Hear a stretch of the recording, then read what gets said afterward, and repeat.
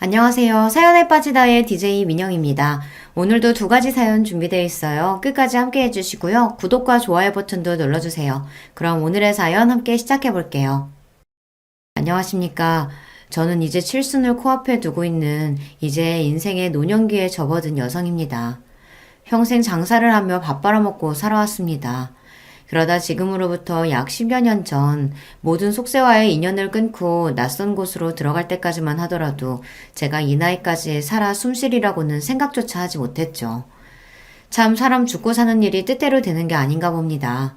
누군가는 그리 간절히 살기를 원해도 목숨 부여잡기가 제 맘 같지 않고 세상 저버리고 싶었던 아픔에도 제가 이 나이까지 꾸역꾸역 세월을 먹어가며 살아가고 있는 걸 보니 말입니다. 요즘 들어 주변인들의 소개로 이 채널을 통해 여러분들의 살아가는 이야기를 듣고 있자면 세상엔 나만큼이나 파란만장한 인생을 살고 계신 분들이 참 많다는 생각이 들어요. 한편으로는 그 모진 세월들 슬기롭게 이겨내시고 잘 살아가시고 계신 여러분들과 비교하자면 저 스스로가 너무나도 초라하게 느껴져 부끄러울 때도 많습니다. 저 역시 저를 귀하게 여겨주는 사람들 애를 어지간히 썩히면서 살아왔거든요. 어머니 도대체 왜 이런 곳에서 혼자 지내신 거예요? 제가 어머니를 얼마나 찾았는지 아세요? 어떻게 저희만 두고 그렇게 훌쩍 떠나실 수가 있으세요? 아가, 아이고 얘야, 내가 미안하다. 내가 정말 미안해. 어른이 되어서는 너희들을 감싸주지는 못할 망정 내가 나 숨쉬는 거 하나 힘에 겨워 너희들을 모르는 척하며 살았구나. 내가 죄인이다. 내가 죄인이야. 동안의 세월 끝에 다시 만난 며느리와 눈물의 재회를 나눈 저였습니다.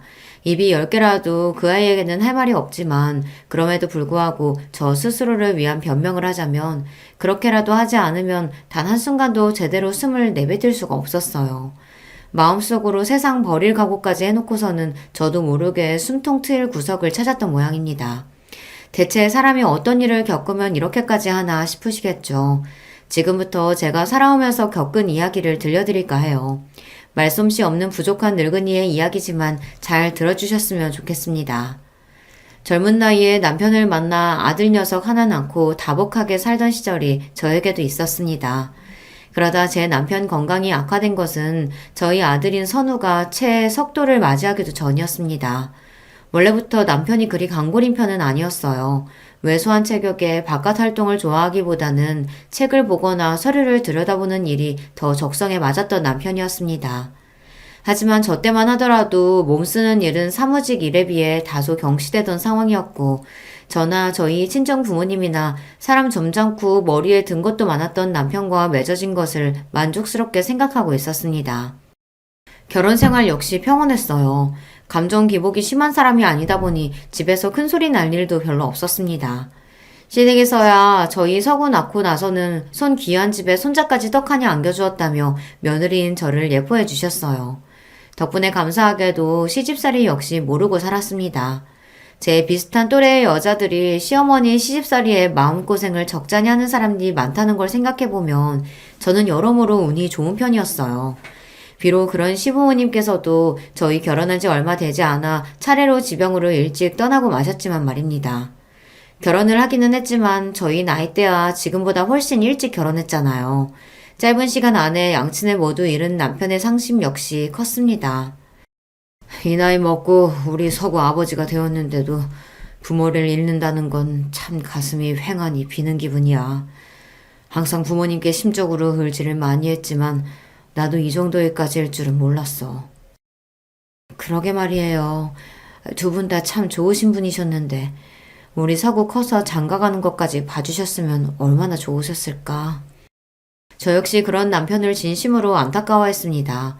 제 남편에게 따스하고 정 많은 성정을 물려주신 만큼 제게도 정을 많이 주신 시부모님이셨으니까요. 초저녁부터 꾸벅꾸벅 졸고 있는 서구를 바라보며 남편이 다짐했습니다. 나는 나중에 우리 서구가 젊은 나이에 이런 상실감 느끼지 않도록 정말이지 오래오래 우리 아들 곁에 있어줘야겠어. 버팀목이 될 수 있는 부모로 오래 곁을 지켜주는 것도 부모된 도리로서 자식에게 해줘야 할 일인 것 같아. 당신 말 잘했어요. 그러니까 앞으로는 술도 좀 줄이고 담배도 끊고 우리 서구 장성하는 거 보려면 그래야 되지 않겠어요? 애주가까지는 아니더라도 식사 때마다 반주를 곁들이기 즐기는 남편에게 은근한 눈총을 주던 저였기에 남편 말에 반색을 했습니다. 어찌되었든 남편 곁에 오래 머물러 주려고 마음먹은 남편이었으니 제 마음 역시 흡족할 수밖에 없었죠. 하지만 사람의 수명이라는 것이 어디 제 마음대로 되는 일이랍니까? 아무리 자기 자신의 것이라지만 인간의 생로병사만큼은 자기 스스로도 어쩔 수 없는 세상 이치인 법이죠. 가슴이 아팠다는 것은 남편에게는 그 시기가 너무 이르게 찾아왔다는 겁니다. 여보, 당신 괜찮아? 세상에 낯빛 좀 봐. 대낮에 남편 직장으로부터 걸려온 전화에 불이 나게 달려간 병원에서 남편 낯빛을 보고 그만 심장이 쿵 떨어지는 것 같았습니다. 남편의 병명은 급성 심근경색이었어요. 지금이야 병원도 잘 되어 있고 심장 관련 질환도 미리 대비하면 충분히 관리할 수 있지만 당시로서는 남편처럼 이른 나이에 심장병이 오는 경우가 많지는 않았습니다. 저희 부부 입장에서는 청천벽력과도 같은 소식이 아닐 수 없었어요. 괜찮아, 여보. 창백하게 질린 낯빛으로도 놀란 저부터 달래는 남편이었으나 남편이 자리를 털고 일어나는 일은 결코 벌어지지 않았습니다. 그렇게 남편의 투병 생활이 시작되었죠. 내가 당신 애를 너무 먹인다. 남편이 돼서 아내한테 의지가 되어주지 못할 망정 이렇게 짐이 되니 내가 정말 미안해 여보. 도대체 무슨 소리라는 거야. 부부끼리 그런 말이 어딨어. 그런 말 할 시간에 더 힘내서 밥이라도 한술 더 뜨고 나랑 살살 산책도 다니고, 응? 정말이지 혼신의 힘을 다해 간병에 제 모든 열의를 쏟았습니다만 남편의 병세는 좋아질 기색을 보이지 않았어요. 슬슬 말문이 트여가고 있던 저희 아들 서구의 기억 속에 남아있는 아버지 모습은 항상 병상에 드러누워 있는 모습이었습니다. 서구야, 아버지가 건강하지 못해서 함께 놀아주지도 못하고 미안해. 우리 아들. 아니에요. 괜찮아요. 제 아버지가 어떤 심정으로 그 말을 하는지 이해하기에 아들은 너무 아직 어렸습니다. 그럼에도 순하게 대답하는 모양새가 저희 아버지 판박이었어요. 그런 부자의 모습을 바라보면서 마음 한켠이 시큰해졌습니다. 남편과 이별할 시간이 가까워졌음을 본능적으로 깨달을 수 있었어요. 그렇게 아들이 5살을 겨우 넘겼을 때 남편은 세상을 떠나고 말았습니다. 벌써 오랜 시간 이별을 준비해온 저희 부부였으나 막상 남편이 떠나고 나니 그런 준비는 제게 전혀 마음의 위로가 되지 못했어요. 비록 부모님들 주선으로 만나 결혼한 남편이었지만 진심으로 남편을 사랑했습니다. 남편은 좋은 사람이었고 무엇보다 제게 목숨보다 귀한 아들 서구를 준 은인이었으니까요. 그런 사람이 이 젊은 나이에 내도록 고통스러워하다 결국 세상을 등졌다고 생각하니 마음이 천갈래 만갈래로 찢어지는 듯 했습니다. 정말이지 제 곁에 저희 서구가 없었더라면 그때 제가 어떻게 되었을지 제 스스로도 장담을 하지 못하겠어요. 남편이 이 세상에 없는 사람이 되어도 그래서 더는 살고 싶지 않은 마음에도 불구하고 때가 되면 자식 새끼 입에 밥 물려줘야 하고 해지면 잠 재워야 했어요. 엄밀한 그런 거였습니다. 나 힘들다고 내 자식까지 내놓을 순 없는 노릇이었어요. 그나마 다행이었던 건 시부모님이나 남편이나 저희 모자에게 남겨준 재산이 적은 편은 아니었다는 겁니다. 물론 그 돈으로 저희 모자가 평생 놀고 먹을 정도까지는 아니었지만 적어도 우리 서구 잘 키울 수 있도록 기반을 다지는 데에는 부족함이 없는 액수였어요. 이제는 제법 종알종알 말이 많아져 어린이 티가 나는 아들 녀석을 친정에다 맡기고 제 가게를 꾸리기 시작한 것 또한 그 무렵이었습니다. 남편을 떠나보내고 제가 처음 시작한 일은 바로 만두 가게였습니다. 제가 저녁적부터 만두는 기똥차게 잘 빚었거든요. 저희 친정어머니께서도 만두만큼은 내가 네 솜씨 못 따라간다고 하시며 극찬해 주셨던 만두였습니다. 저 역시 다른 건 몰라도 만두는 자신 있었어요. 가게 시작하기 전에도 제 만두 맛보신 지인분들이 서구 엄마 만두 장사하면 대박 날 거라고 엄지손가락을 치켜 올려주시곤 했으니까요. 비록 나 당신 절대 고생 안 시킨다며 식당 이야기가 나올 때마다 말도 못 꺼내게 하는 남편 말 앞에서 번번이 가로막혔지만 말입니다. 그런 남편이 떠나고 없으니 이젠 저 살림만 하게 해주겠다며 붙잡을 사람도 없었어요. 그런 남편이 그리운 마음이야 가실 줄은 몰랐으나 산 사람은 살아야 한다는 잔인한 삶의 진실 앞에 저 역시 변해야만 했습니다. 만두 맛도 맛이었지만 젊은 나이에 외아들 하나 남기고 세상 떠난 남편과 그리 남편 보내고 홀로 남은 저를 가엾게 여겨주신 지인분들께서 주변에 열심히 영업을 해주시는 덕분에 만두 가게 장사는 제법 잘 되었습니다. 처음에는 가게 규모도 작고 어찌되었든 저 혼자 으쌰으쌰 끓여가던 만두 가게 손님이 늘어나면서 저 혼자로는 도저히 감당되지 않을 지경이 될 정도로 말이죠. 그렇게 만두 가게 연 지 채 3년도 되지 않아 제 밑에 직원들까지 두게 되면서 만두 가게를 증축해 이전하게 되었어요. 당초 만두 가게를 시작할 때 제 예상보다도 더 큰 성과였습니다. 그러는 와중에도 아들 녀석은 무럭무럭 자라났어요. 비록 어린 나이에 아버지를 잃기는 했지만 저 장사하는 동안 사랑으로 아이를 돌봐주신 저희 친정부모님 덕분에 구김살 하나 없이 자란 명랑한 아이였습니다. 저야 장사로 늘 바쁘니 아이 깨기 전에 나갔다가 깜깜한 밤 아이가 잠든 모습을 겨우 보고 쓰러져 잠드는 경우가 많았죠. 저 녀석 잘 키우겠다고 하는 고생인데 막상 자식 새끼 크는 것도 제대로 못 보고 이 귀한 시절 지나가고 있다고 생각하자 가끔은 허무한 마음이 들 때도 있었습니다. 하지만 아무리 저희 가게가 형편이 좋고 도와주시는 어른들까지 계셔 다른 아이 혼자 키우는 어머님들에 비해 상황이 좋다고는 해도 여자 혼자 아이 키우는 게 쉬운 일이 아닌 건 변함없었습니다. 가끔 혼자서 이 모든 것을 건사해야 한다는 버거움에 힘겨워 베개에 얼굴을 콱 묻고 숨죽여 우는 일도 적지 않았습니다. 그럴 때마다 잠든 아들 녀석 얼굴 한 번 더 보면서 정신 똑바로 차려야지 하고 마음을 다잡았죠. 그런 엄미 마음고생이나마 적게 하라고 그랬던 건지 아들 녀석은 사고 한 번 치지 않고 착하고 성실하게 자라주었어요. 시키지 않아도 공부도 곧잘 했어요. 여러모로 제 아버지를 참 많이 닮은 아이였습니다. 그게 참 뿌듯하기도 하면서 한편으로는 걱정스러운 마음도 있었어요. 제 남편이 워낙 젊은 나이에 세상을 떴잖아요. 저희 친정부모님께서 갖고의 노력으로 아이 튼튼하게 키우려고 온갖 좋은 것들 먹이고 신경을 쓰셨기에 아이가 약한 것까지는 아니지만 그렇다고 아주 튼튼한 편도 아니었어요. 왜 조부모가 그리 신경을 써도 철마다 감기 한 번씩은 꼭 앓고 지나갔습니다. 그럴 때마다 병든 닭마냥 꾸벅꾸벅 졸고 있는 아들 녀석 모습을 보고 있자면 이 녀석도 어디 약한 곳이라도 있으면 어쩌나 하는 노파심에 불안한 마음이 있었어요. 자라보고 놀란 가슴 소뚜껑 보고도 놀란다고 하잖아요. 그런데 병으로 일찍 남편 보낸 어미의 심정이니 오죽했겠습니까? 그래서 어릴 적부터 몸에 좋다는 보약이며 건강식들 거르지 않고 열심히 챙겨 먹였어요. 그게 효과를 봤는지 고등학교 졸업할 무렵에는 제법 생기 있는 청년의 외향을 가지게 된 아들이었습니다. 저리 아들 잘 챙겨 먹이며 어엿한 청년으로 성장시켜준 고마운 제 만두가게 역시 여전히 잘 꾸려나가고 있었습니다. 그 사이에 가게 규모는 더욱 커져서 이제 분점도 여러 생겼어요. 전국적인 규모로 커진 것까지는 아니었습니다만 그래도 저희 지역에서는 저희 만두가게 이름을 대면 대부분 할 정도로 인지도가 높아졌습니다. 자식 새끼 잘 키워보겠다고 시작한 만두가게 덕분에 여러 분점을 거느린 사장님 소리까지 듣게 된 거죠. 저한테는 참 고마운 만두가게였습니다. 바빠서 여서 크는 동안 신경도 많이 써주지 못하고 내도록 만두가게에 매달려 있는 엄마이니 서운할 수도 있었건만 단 한 번도 제게 그런 티를 내지 않은 아들이었습니다. 심지어 주말에는 짬을 내서 찾아와 제 엄마 돕겠다고 만두가게에서 일손을 거들기까지 했어요. 공부하느라 바쁜데 주말이라도 좀 쉬어야지.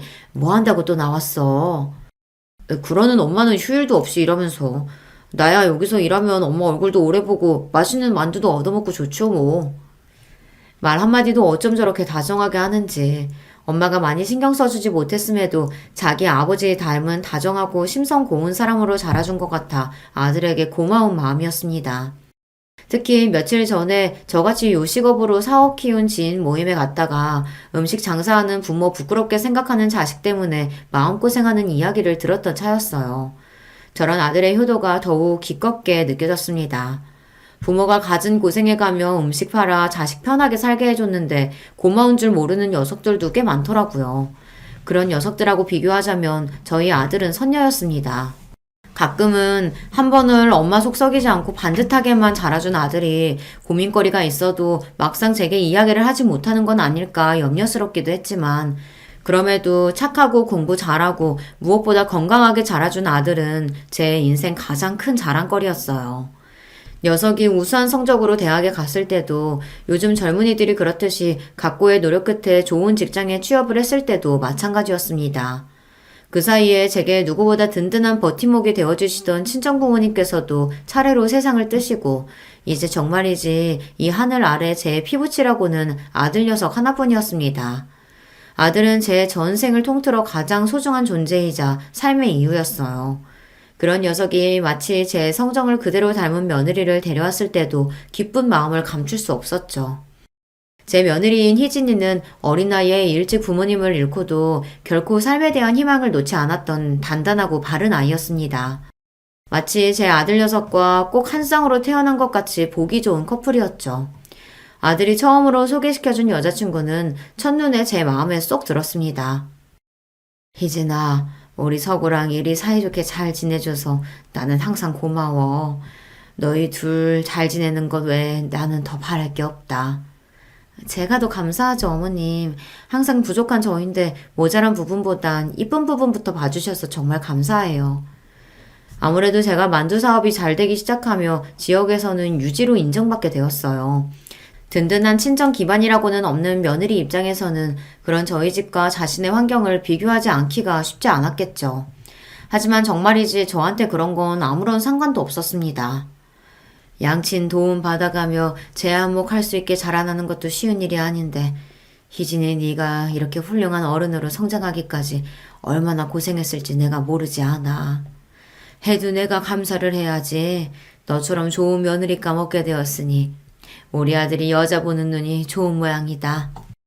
저보다 나이는 한참 어리지만 심지가 굳은 며느리가 존경스러울 정도였어요.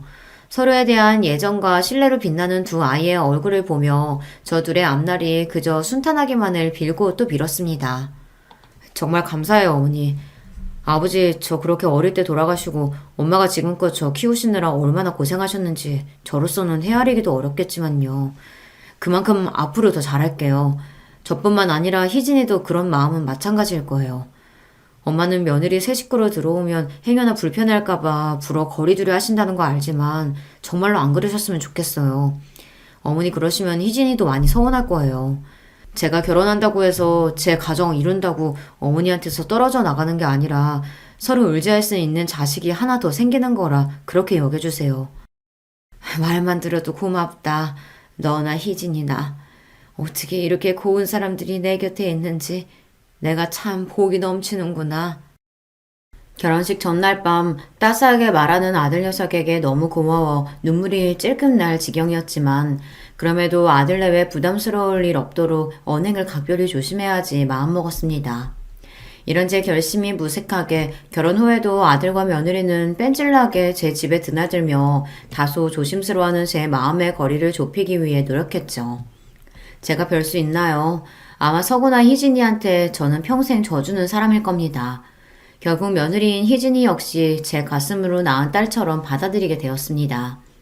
손자인 시완이가 태어나던 날 사람이 너무 기쁘면 눈물샘이 그만 고장나 버린다는 걸 그날 처음 알게 되었어요. 아들과 며느리의 선한 눈매를 닮은 손자 녀석은 벌써부터 할머니를 보고 방긋방긋 웃는 것이 사랑스럽기 그지없었습니다. 갓 태어난 새 생명을 안고 기쁨에 젖어있는 아들 며느리 내외를 바라보는 제 코끝이 시큰해졌어요. 저보다 더 지극정성으로 아들을 키워주신 저의 친정부모님이나 아들이 장가가서 자식 볼 때까지 제 옆에 있어주겠노라 그렇게 지키지 못한 약속을 하고 떠난 남편이 지금 이 모습을 본다면 얼마나 행복해할지 생각하니 기쁨과 슬픔이 동시에 밀려오는 기분이었어요. 아들이 저리 행복한 가정생활을 하고 있는데 어미인 제 마음이 어떻게 뿌듯하지 않을 수 있었겠습니까? 아들 녀석 참한 며느리 만나 결혼해 자식까지 보았으니 이제 내가 할 일은 다 했다 싶은 생각도 들었어요. 여자 혼자 아이 키우면서 품고 살아온 온갖 노파심도 어느 정도는 내려놓게 되었죠. 그럼에도 불구하고 딱 한 가지 여전히 제가 총각을 곤두세우며 신경 쓰는 것이 있었어요. 바로 아들의 건강 문제였습니다. 엄마, 정말 걱정 안 하셔도 된다니까 그러네. 나 약했던 것도 어릴 때나 그랬던 거지. 크고 나서는 감기 한 번 제대로 안 걸리잖아요. 맨날 나 걱정한다고 마음 쓰지 말고 어머니나 어디 아프신 데 없도록 항상 유의하세요. 엄만 괜찮아. 평소에 잘 아프지도 않는 거 알면서. 지금이야 이렇게 장성해서 가장이 되었다지만 그래도 내 눈에는 너 어릴 때 앓던 게 선해서 그런지 엄마가 자꾸 쓸데없이 걱정을 하게 되네. 정말 그러실 필요 없다고 해도 그러네. 매년 회사에서 정기적으로 건강검진 하기도 하고 나도 새벽마다 수영 다니면서 건강관리 열심히 하고 있는 걸. 우리 시안이 대학 보내고 장가 가는 거 보려면 나도 관리 열심히 해야지. 운동 거르지 않고 하고 있으니까 걱정하지 마세요. 아들 말대로 얼굴에 활기가 넘치고 있었죠. 그럼에도 불구하고 어미이다 보니 다른 건 몰라도 건강만큼은 신경 쓰게 되더라고요. 며느리까지 들어오고 나자 아들뿐만 아니라 며느리 건강까지 챙기느라 그런 걱정거리는 2배가 되었네요. 어머님, 자꾸 저한테 이런 거 보내시지 말고 좋은 건 어머님 드시라니까요. 나도 먹었어. 나 챙기는 김에 너희들 것도 챙겼으니 아까워하지 말고 부지런히들 먹어. 철마다 온갖 보양식이며 기운 떨어질 만한 시기에 보약 한 제 지어 보내는 건 여전했습니다. 고맙게도 그런 어미 마음을 헤아려 아들 며느리 모두 군말 없이 보내주는 것 잘 챙겨 먹어주어 제 마음이 뿌듯했습니다. 그래, 이만하면 저 아이들도 제 자식 제대로 건사할 때까지 건강하게 잘 버텨주겠지. 조금씩 마음을 놓기 시작했어요. 그날은 여느 때와 다름없는 날이었습니다. 제가 장사를 업으로 삼아 사는 사람이다 보니 한창 바쁜 시간에는 정신이 하나도 없었지만 평생을 일이 살다 보니 그건 역시 익숙한 일 중 하나였죠. 그렇게 가장 바쁜 일을 해결하고는 이제는 그 수가 더 늘어난 직원들에게 나머지 일을 맡기고 집으로 향하는 중이었습니다. 아직 직장에서 열심히 일할 시간인 아들에게 전화가 왔어요. 그래 서구야. 너 이 시간에 웬일이야? 아직 회사 아니야? 오늘은 일이 좀 일찍 마쳐서요. 오랜만에 우리 엄마 목소리도 듣고 싶고. 자주 저를 들여다보며 살뜰하게 저를 챙기던 아들 며느리가 회사 일이 바빠졌다며 제대로 얼굴을 보지 못한 지 벌써 보름 가까이 되어가고 있었어요. 저도 사는 게 바쁘다 보니 아들을 마지막으로 본 지가 벌써 이렇게 되었나 싶었습니다. 그러게 바쁘다고 얼굴도 제대로 못 보고 일이 살아서 될 일이 아닌데. 아들 저녁은 먹었어? 오랜만에 엄마가 저녁 해줄까? 그럴까? 오늘은 간만에 엄마가 해주는 밥 먹고 엄마 집에서 자고 갈까? 아유, 희진이 허락부터 받아야지. 그렇게 말하면서도 내심 오랜만에 제 집에서 자고 가겠다는 아들 말에 설레기 시작했습니다. 그 나이를 먹어서도 아들 말 한마디에 일이 기분이 최고로 좋아질 수 있다니 저도 참 고슴도치 엄마라는 생각이 들었어요. 그렇게 아들 좋아하는 창거리 하려고 바리바리 장을 봐서는 집으로 돌아갔습니다. 아들 녀석과 오랜만에 오붓하게 단둘이서 저녁도 해먹고 차도 마시고 참 좋은 저녁이었어요. 그저 오늘만 같았으면 싶었죠. 하지만 저도 엄마 아닙니까? 불어 아무렇지 않은 척하는 아들 얼굴에서 차마 하지 못할 말이 있다는 걸 기민하게 알아채버리고 말았습니다. 서구야, 엄마한테 할 말 있지? 제 말에 눈을 크게 뜬 아들이 잠시 말이 없었어요. 저녁 시간 내내 미소를 잃지 않던 아들의 입가가 서서히 일그러지기 시작했습니다. 떨리는 아들의 입꼬리와 순식간에 붉어진 눈시울을 보고 직감적으로 불안감이 온몸을 덮쳐왔어요. 제가 암이래요. 제발 그 어떤 경우에도 듣고 싶지 않았던 말이 제 아들의 입에서 튀어나왔어요. 그대로 대답도 어떤 행동도 하지 못한 채 그저 경악에 차서 박제되기라도 한 듯 얼어붙어 있었습니다. 지난번 검진에서 이상이 있다고 해서 정밀검사 해봤는데 이미 암이 꽤 진행된 상태라고 그러네요. 위치도 안 좋고 전이 되었을 확률도 높다고 하고 차마 자식이 되어서 어머니한테 드릴 수 없는 말씀이라 망설이다가 더는 미룰 수 없을 것 같아 말씀드리는 거예요. 벌린 제 입가와 허공에 맴도는 손이 파르르 떨렸습니다. 이윽고 제가 비명과도 같은 울음을 터뜨리고 말았어요. 서구야, 내 새끼, 내 아들, 왜 너한테 이런 병이? 어째서 너한테 이런 병이? 그건 절규에 가까웠습니다. 제 목구멍에서 이런 소리가 나올 수 있다는 게 소름이 끼칠 정도였어요. 이런 사실을 알고 싶지는 않았습니다. 그런 저를 보며 서서히 얼굴을 일그러뜨리던 아들이 이윽고 눈물을 뚝뚝 떨어뜨리기 시작했습니다. 엄마, 죄송해요. 죄송해요, 어머니. 저 하나 보고 살아오신 엄마인데 그 모지 세월 고생하신 거 다 저 하나 보고 참아주신 건데 엄마한테 이런 불효 저질러서 정말 죄송해요. 엄마 죄송해요. 그러면서 마치 어린아이처럼 엉엉 울며 제게 사죄하는 아들이었어요. 그 모습을 보며 심장을 쥐어뜯기는 기분이었습니다. 아직 초등학교도 들어가지 못한 어린 자식에 나이도 젊은 제게 찾아온 악마 같은 병에 공포를 느끼고 있을 아들이었습니다. 그럼에도 불구하고 차마 제 어미 앞에서는 죽음에 대한 두려움을 티도 내지 못하고 그저 죄인처럼 제 앞에 고개를 숙이고 있었어요. 저는 누구인지도 모를 존재에게 저주를 퍼부었다, 애원을 했다. 도저히 제정신에 붙들고 있을 수가 없었습니다. 이런 병 줄 거면 저한테 주시지. 그 어떤 고통이라도 달게 받을 테니 내 새끼가 아니라 차라리 날 아프게 하시지. 제발, 제발 그 고통 제가 다 떠안게 해주세요. 제발. 그렇게 아들을 품에 얼싸안고 혹여 품에서 놓치기라도 할세라 안간힘을 주어 아들을 꼭 끌어안았습니다. 당장이라도 누군가 제 품에서 제 아들을 뺏어갈 것 같은 생각에 공포에 질려 있었어요. 치료받으면 돼. 요새 을술이 얼마나 좋은데 이 어미가 무슨 짓을 하서라도 너 잘못되지 않도록 뭐든 할 거야. 악마한테 영혼을 팔아서라도 너 살릴 거야. 그러니까 울지 마. 울지 마, 서구야. 그렇게 말하면서도 시시때때로 엄습하는 두려움에 잡아먹힐 것만 같았습니다. 자식을 잃을지도 모른다는 공포는 차마 형용할 수 없을 정도로 끔찍하고 잔혹한 것이었습니다. 제발 제게서 제 아들을 빼앗아가지 마시길 이 세상에 존재하는 모든 것에다 대고 빌고 또 빌었어요. 암 환자인 아들의 치료가 본격적으로 시작되었습니다. 역시 얼마나 많이 울었는지 토끼처럼 눈이 새빨개진 며느리였지만 어느 때보다도 굳건하고 담대한 표정을 짓고 있었습니다. 어미인 저보다도 훨씬 용감했던 며느리였어요. 그런 며느리 모습을 보니 저도 정신을 단단히 잡아야겠다는 마음을 굳게 먹었습니다. 항암 치료 중에서도 가장 큰 효과를 볼 수 있다는 건 추적 치료였으나 이미 전이 소견을 보인 아들한테는 할 수 없는 치료법이라고 하더라고요. 이미 최적의 치료 시기를 놓친 상태인 아들 때문에 하루하루 피가 바짝바짝 말라갔습니다.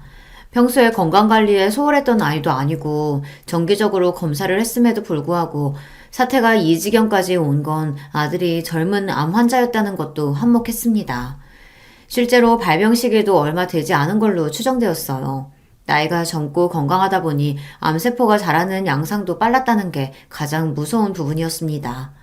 아들의 투병 사실을 알게 된 후로는 제게 더 이상 평온한 일상은 존재하지 않았어요. 식당 일은 이미 내팽개진 지 오래였습니다. 벌써 수십 년 경영을 해왔고 직원도 제법 두게 되어 어느 정도 체계가 생겨서 제가 잠시 일선에서 물러나 있다고 한들 당장 가게가 휘청거릴 일은 없었지만 마냥 그렇다 한들 아들 곁에 머물고자 하는 제 의지를 꺾을 수는 없었을 겁니다. 아들 곁에 붙어서 보내는 1분 1초의 시간이 그렇게 귀하고 값질 수가 없었습니다. 제 어미와 아내의 피가 마르는 듯한 극진한 간호에도 불구하고 깨어있는 시간이 점점 줄어드는 아들이었어요. 이제는 병색이 완연한 아들의 얼굴을 보니 차마 이 침통하고 억울한 마음을 어찌할 바가 없어 속이 문드러져 갔습니다. 점점 삶의 불씨가 꺼져가는 잠든 아들의 얼굴을 애같하게 매만지며 저는 빌고 또 빌었습니다. 제발 저한테서 이 아이 뺏어가지 마세요. 차라리 제 목숨을 드릴 테니 제게 모든 고통 다 몰아주시고 이 아이만큼은 살려주세요. 아직 보아야 할 것도 겪어야 할 것도 많은 아이인데 이렇게 보낼 순 없어요. 제발 제발 이 미천한 여자의 목숨을 대신 걷어가 주세요.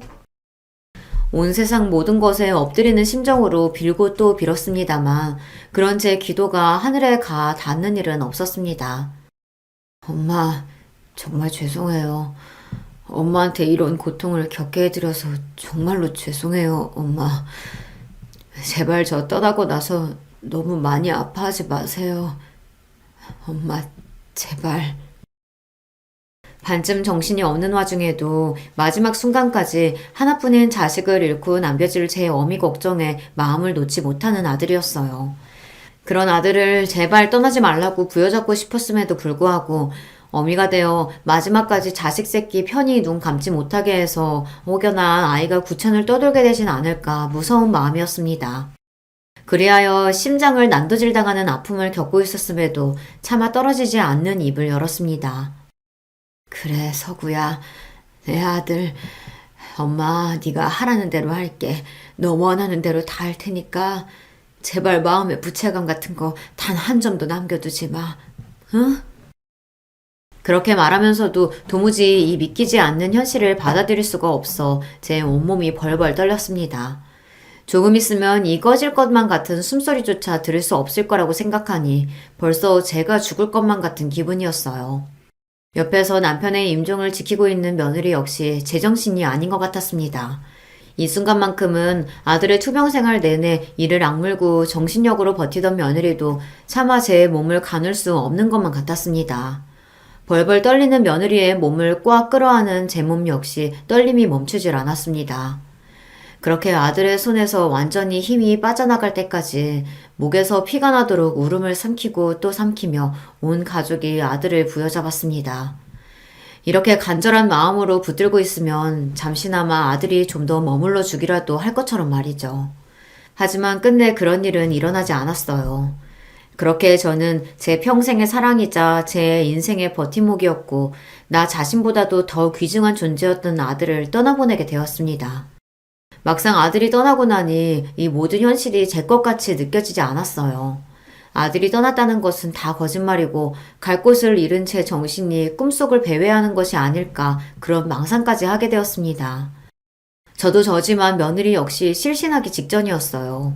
그런 며느리를 간신히 버티게 해주는 것이 바로 제 엄마 곁에 찰싹 붙어 앉은 손자 시완이었겠죠.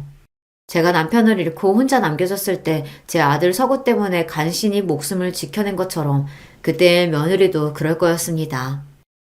한편으로는 감히 그런 며느리에게 부럽다는 생각까지 들었어요. 새파랗게 젊은 나이에 남편을 잃은 고통이야 저 역시 겪어보았으니 그 참담함을 이해하지 않을 수 없었으나 아들 잃은 것은 정말이지 차원이 다른 문제였습니다. 아들의 숨이 멎은 이후로 제 인생은 그대로 멈춰버렸습니다. 그건 죽은 인생이나 다름없었습니다. 저는 닥치는 대로 세상에 존재하는 모든 것을 저주하기 시작했습니다. 그중 가장 저주스러웠던 건 다름 아닌 저 자신이었어요. 내 새끼가 더는 이 세상에 존재하지 않는다는데 아직까지 목숨을 부지하고 살아가는 저 자신이 혐오스러워 견딜 수가 없었습니다. 나를 데려가지. 끝내 어미 곁에 붙어있지 못할 것 같았으면 차라리 나도 데려가지. 서구야, 서구야. 차마 크게 내뱉지도 못하고 애타게 떠난 아들을 찾으며 저는 점점 죽어가고 있었어요. 하지만 고통은 지금부터 시작이었습니다. 에헤이, 엄마. 무거운 거 들지 마시라니까. 아들도 다 어디다 쓰려고요. 엄마, 오늘은 엄마 좋아하는 나물 비빔밥 해먹을까? 제 집 구석구석, 그리고 제가 평생을 일한 만두 가게까지 아들이 존재하지 않은 곳이 없었습니다. 정작 내 아들은 이미 세상을 떠났는데 제 눈이 닫고 제 귀가 열려있는 모든 곳에 아들이 함께하고 있었어요. 그런 아들의 흔적을 발견할 때마다 마치 아들이 되살아난 것 같아 기쁘다가도 이내 그것이 현실이 아님을 깨닫고 더 지독한 괴로움에 시달려야 했습니다.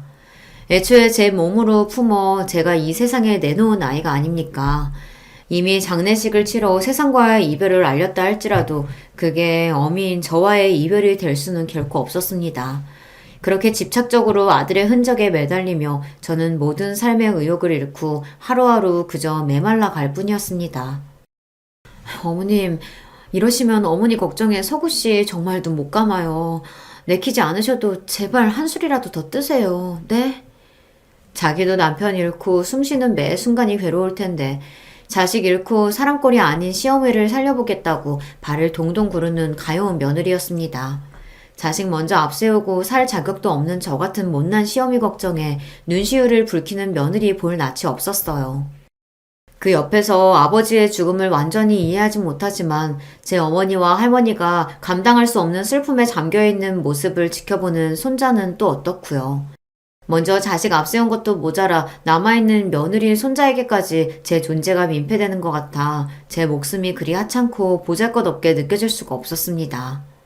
그 두 사람에게는 정말 면목이 없는 말입니다만 며느리와 손자 얼굴을 보고 있을 때마다 아들 생각을 더더욱 지울 수가 없어 고통에 몸부림쳐야 했습니다. 그 둘의 얼굴을 볼 때마다 저 둘과 함께 있는 시간에 가장 행복한 미소를 보였던 아들의 얼굴이 눈앞에서 떠나가질 않아 심장이 옥죄이고 애간장이 끊어지는 기분이었습니다. 제가 두 사람 앞에서 사라지기로 한 것은 아들을 잃은 형용할 수 없는 큰 상실감 때문이기도 했지만 이런 제 비겁한 마음 때문이기도 했어요. 이제와 말해봤자 그저 유약한 늙은이의 변명처럼 들리실지 모르겠으나 이런 제가 그들 곁에서 사라져 주어야 저 두 사람도 앞으로 새 출발하기 더 수월할 거라고 생각했습니다. 지금 당장에야 남편과 아버지를 잃은 슬픔에 잠겨있는 두 사람이겠지만 그 둘에게 남은 인생이 너무 길었어요. 특히나 며느리는 또 어떻습니까? 저 역시 남편이 일찍 잃고 어린 자식 홀로 키워가며 살아온 사람입니다. 젊은 나이에 과부된 서름을 제가 이해하지 못하면 누가 이해할 수 있었겠어요. 우리 착한 며느리는 정 많은 아이니 홀로 남겨진 자식 잃은 시어머니를 외면할 수 있는 성정은 아니었습니다. 하지만 앞으로 남은 세월이 긴데 저 아이 영영 혼자 둘 수도 없는 노릇 아니겠어요.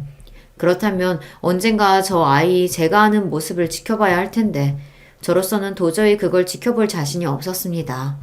내 아들이 그 누구보다 사랑했던 며느리가 다른 사람의 아내가 된다니. 며느리 생각하면 차마 염치가 없는 이야기긴 하지만 그것까지 버틸 자신은 없었어요.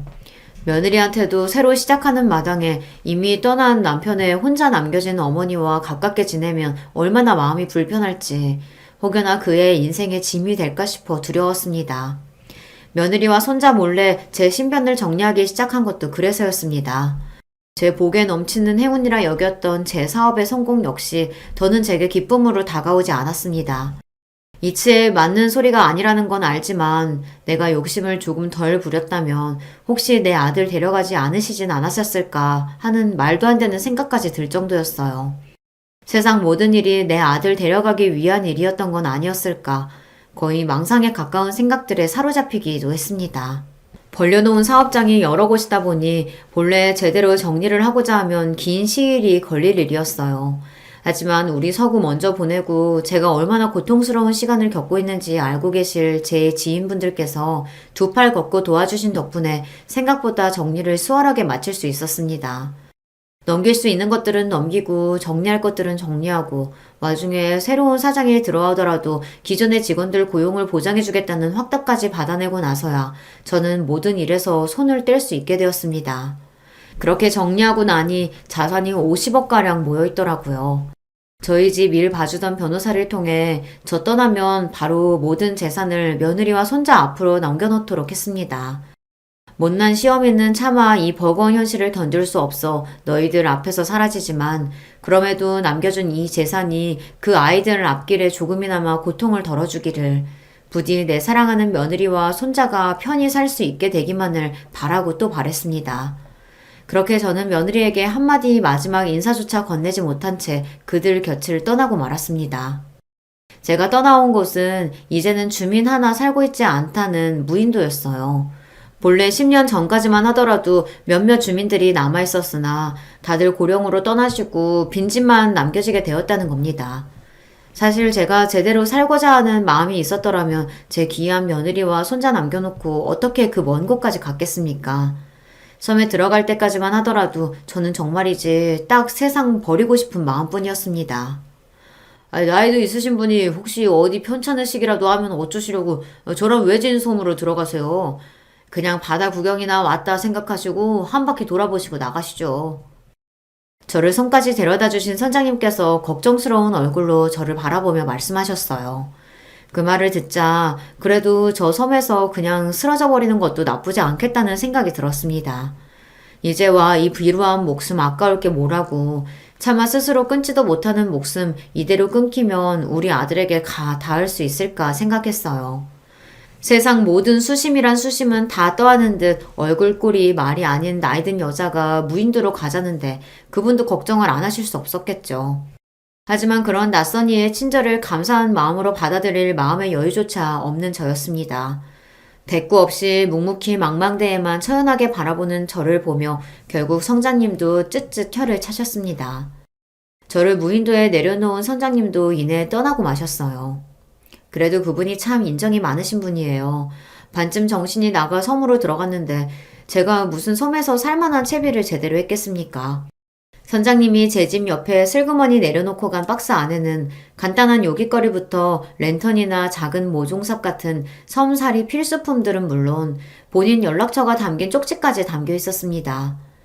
그때야 차마 염치가 없어 감사 인사도 전하지 못했지만 그 물건들로 처음 섬살이를 시작한 며칠 동안 간신히 연명한 저로서는 그분께 감사를 드리지 않을 수가 없습니다. 그렇게 제 섬 생활이 시작되었어요. 처음 며칠은 끝도 없이 펼쳐진 바다가 한눈에 내려다 보이는 대청마루에 넋을 놓고 누워서는 해가 떴다 지고 또 해가 떴다 지는 것만 하염없이 바라보고 있었습니다. 걷기조차 끊고 그저 이 잔인한 시간이 지나가기만을, 끝날 거라면 차라리 한순간이라도 더 일찍 끝나기만을 바랬어요. 그렇게 며칠이 지났을까? 너무 오랫동안 먹은 게 없어서 배가죽이 아프다 못해 슬슬 감각이 없어지고 눈앞이 핑핑 돌기 시작했습니다. 그때 선장님이 주신 박스가 제 눈에 들어왔어요. 허겁지겁 박스를 열어 며칠 동안 씻지도 않은 손으로 정신없이 입에 빵 조각을 주워 넣으면서 저는 아들이 떠난 이후 가장 큰 소리로 온 세상이 떠내려갈 듯 통곡을 하기 시작했습니다. 아들을 떠나보내기 전까지 정말이지 눈물샘이 마르지 않도록 많은 눈물을 흘렸는데 정작 아들이 가고 나서는 차마 시원하게 울어보지조차 못했던 저였습니다. 제가 통곡을 하는 순간 정말로 아들을 잃었다는 사실을 인정하게 될까봐 두려웠어요. 그러다 막상 죽음의 문턱에 가까워졌다고 생각하니 저도 모르게 반사적으로 생에 대한 의지가 다시금 샘솟으며 그동안 억눌러왔던 감정이 한꺼번에 터져나온 것이었습니다. 아들 앞세운 주제에 살겠다고 주둥이에 음식을 쳐놓고 있는 제 꼴이 스스로가 어처구니가 없어 악을 쓰며 울면서도 정작 제 어머니가 자기 보내고 일이 망가진 모습에 누구보다 가슴 아파했을 아들이 떠올라 슬픔을 주체할 수가 없었습니다. 온몸의 모든 물기가 다 빠져나가도록 시원하게 우러제끼고 나니 조금은 숨통이 트이는 것도 같았습니다. 그리고는 아들의 마지막 말이 다시금 떠올랐죠. 엄마, 제발 저 떠나고 나서 너무 많이 아파하지 마세요. 엄마, 제발. 마지막 눈 감는 순간까지 그저 자기 어머니에게 조금이라도 상처를 덜 줄 수 있기만을 바라던 아들이었는데 그 생각을 하니 지금까지의 제 못나 빠진 행동이 너무나 부끄럽고 우리 서구에게 너무나 미안해 견딜 수가 없었어요. 그제야 저는 제대로 마음을 다잡게 되었습니다. 내게 얼마의 시간이 주어졌을지는 모르지만 내게 주어진 시간이 다해 우리 아들 곁으로 가는 그 순간까지 아들이 바라던 대로 그저 슬픔에 침잠해 인생을 갉아먹고 있지 말고 의연히 살아보겠다고 말이죠. 그렇게 무려 10년에 다다른 제 섬생활이 본격적으로 시작되었습니다. 그러나 아무리 마음을 그렇게 먹었다곤 하나 자식 앞세운 어미라는 것은 변함없는 사실이었기에 그 세월이 항상 평화로울 수만은 없었습니다. 어느 날은 좀 살만하다가도 어떤 날은 또다시 창자가 끊어지는 듯한 극심한 고통과 아들에 대한 그리움에 정신을 놓아버릴 때도 있었어요. 그런 견딜 수 없는 날에는 차라리 슬픔에 온몸을 맡기고 제 감정을 인정하기로 했습니다. 그렇게 곧 죽을 것만 같은 시간이 끝나면 또다시 처음 섬에 왔을 때처럼 아들의 마지막 말을 떠올리며 다시금 마음을 다잡고 그러기를 수백 번, 수천 번을 반복했을 겁니다. 섬이라고는 평생 경험해 본 적도 없는 제가 그래도 굶어 죽지 않고 그 긴 시간 동안 지낼 수 있었던 건 역시 따스하고 인정받는 사람들 덕분이겠죠. 처음 저를 섬에 데려다 주셨던 선장님도 가끔씩 저를 들여다봐 주셨습니다. 무인도라고는 하나 근처에는 주민수가 제법 되는 작은 섬들이 여럿 있었기에 지나는 길에 이 늙은이까지 신경을 써주신 겁니다. 그분 통해서 근처에서 일 보시는 분들도 잊을만 하면 한 번씩 저를 들여다봐 주시는 바람에 큰 탈 없이 지낼 수 있었던 거죠. 참으로 감사하고 또 감사한 인연입니다. 그날 역시 제가 손수 농사지어 만든 소박한 밥상으로 끼니를 해결하고 여느 때처럼 평화로운 바다를 물끄러미 내려다보고 있었습니다. 저쪽에 통통배가 들어오는 것이 보이기에 오랜만에 선장님이 저를 찾아주셨나 싶었습니다. 욕이라도 하셔야지 싶어 겨우내 말려두었던 꽃감을 2개 뽑아 접시에 받쳐들고는 터벅터벅 배 대는 곳까지 내려갔습니다. 낯익은 선장님 얼굴을 여상하게 바라보던 제가 그만 그 자리에 우뚝 멈춰서고 말았습니다. 서구, 우리 서구가 왜? 선장님 뒤에 우뚝 서 있는 청년은 분명히 우리 아들 서구였습니다. 꿈에서조차 단 한시도 잊은 적 없던 내 아들을 제가 알아보지 못할 리가 없었어요. 머리로는 그럴 리가 없다고 부정하면서도 심장은 당장이라도 입 밖으로 튀어나올 듯 요동치기 시작했습니다. 말도 안 돼. 이런 일은, 우리 아들 장례까지 치렀는데? 그렇게 반쯤 미친 사람처럼 중얼거리고 있는데 우리 서구 뒤에 튀어나오는 한 여인이 그제야 제 시야에 들어왔습니다. 어머니! 울부짖으며 제게 달려오는 그 여인은 다름 아닌 제 며느리 희진이었습니다. 10년 세월 동안 그의 눈가에도 주름이 잡혀 이제는 중년으로 들어선 모습이었으나 그럼에도 제가 그 애를 어떻게 못 알아볼 수 있겠어요. 갑작스럽게 나타난 그리워 마지 않던 이의 얼굴에 어쩔 바를 몰라하는 저를 며느리가 있는 힘껏 끌어안았습니다. 어머니, 어떻게 이렇게 사람 하나 없는 외딴 섬에 왜 이런 곳에 혼자 계신 거예요? 우리 시완이 두고 저를 두고 어떻게 이러실 수가 있어요, 어머니? 제가 도망이라도 갈까 싶었는지 늙은이 몸을 바스러지도록 끌어안은 며느리가 통곡을 하며 제게 원망을 쏟아냈습니다. 그렇게 끌어안긴 채로 아들이 있는 쪽을 바라보니 그제야 그 사람이 제대로 보이기 시작했어요. 분명 우리 서구와 쏙 닮은 얼굴이었으나 이제 보니 갓 20을 넘겼을까 싶은 앳된 모습이었습니다. 맞아요. 순간 제 아들로 착각할 정도로 제 아들을 쏙 빼다 닮은 제가 떠나있던 10년 동안 이제는 장성한 청년이 되어버린 제 손자 시완이었습니다. 역시 떠난 아들이 아니었음을 깨닫자 다시금 슬픔의 눈물이 흘렀습니다. 그러면서도 제가 사랑한 제 아들의 모습을 그대로 간직한 무려 10년 만에 만난 손자를 보자 샘솟는 사랑에 애틋한 마음이 넘쳐흐를 것만 같았습니다. 그렇게 며느리와 시간이 얼마나 흐른지도 모를 정도로 지난 세월의 회환과 그리움을 눈물로 쏟아내고서야 자초지정을 들을 수 있었어요. 어머니 사라지시고 제가 지금껏 전국에 수소문해보지 않은 곳이 없었어요. 차마 이 먼 무인도까지 들어오셨을 줄은 저 선장님 아니셨으면 영영 몰랐을 거예요. 애끓는 저희 사연을 곁에서 묵묵히 듣고 계시던 선장님이 말씀하셨어요. 네, 아주머니 보통 사연 지닌 분 아닐 거란 생각은 했지만 모진 세월 견디느라 참 고생 많으셨겠소. 이제 며느리 마음고생 그만 시키고 손자랑 며느리 따라 올라가세요. 그 말에 제가 고개를 푹 숙였습니다. 무려 10년입니다. 저 살겠다고 생떼 같은 손자와 며느리 내팽개치고 여기까지 도망친 주제에 이제와 무슨 염치로 저들을 따라간단 말입니까? 하지만 며느리는 단호했습니다. 어머니 모셔갈 거 아니었으면 애초에 어머니 찾을 생각도 안 했을 거예요. 미안한 게 있으시면 제 곁에서 갚으시고 저도 그동안 저희 두고 가신 서운한 마음 어머니한테 다 풀 거예요. 행여나 안 가시겠다는 말씀은 하실 생각도 마세요. 오랜만에 만나는 할머니라 어색해 쭈뼛대면서도 손자도 살포시 제 손을 잡으며 말했습니다. 할머니, 저랑 같이 살아요. 어릴 때 저 많이 예뻐해 주셨잖아요. 저도 할머니랑 같이 살고 싶어요. 네? 차마 염치가 없으면서도 제가 손자인 시완이 부탁을 거절할 수 있는 날은 결코 오지 않으리라는 걸 직감했습니다. 저 역시 이제는 떠난 우리 아들 서구가 남겨준 저 귀한 인연과 더는 떨어져 살고 싶지 않았습니다. 그렇게 저는 장장 10여 년의 섬생활을 마치고 며느리와 손자 손에 이끌려 다시금 아들과 함께 있던 그곳으로 돌아가게 되었습니다. 돌아간 그곳에는 여전히 아들의 흔적으로 넘쳐났어요. 하지만 이제 그것이 꼭 가슴을 찢는 아픔으로 느껴지지만은 않았습니다. 그곳은 제 아들과 제가 소중한 추억을 쌓은 공간이자 제 아들이 가장 사랑한 아내와 아들과 행복한 시간을 보낸 고마운 곳이니까요. 그렇게 사랑하는 손자와 며느리와 함께 가끔은 행복하게 가끔은 시린 마음으로 아들을 추억하며 살아가고 있어요. 우리 아이 부디 편히 지내고 있기를 기원하며 이야기를 마치고자 합니다. 들어주신 여러분 모두 감사드립니다. 안녕하세요. 나이 먹을 대로 먹은 여자의 살아온 지난 이야기가 얼마나 대단하겠는가마는 부디 귀 기울여 들여주시면 감사할게요. 저는 결혼을 하자마자 시집살이를 호되게 당한 여자였어요. 시댁은 꽤 산다고 볼 수 있는 집안이었고 반면에 친정은 구질구질하리만치 못 살았습니다. 저보다 6살 많았던 그 남자가 저를 무척이나 마음에 들어했고 집안의 반대에도 불구하고 결혼을 강행시켰습니다. 시댁 식구들 중에서 특히 시어머니께서 저를 마음에 안 들어 하셨는데요.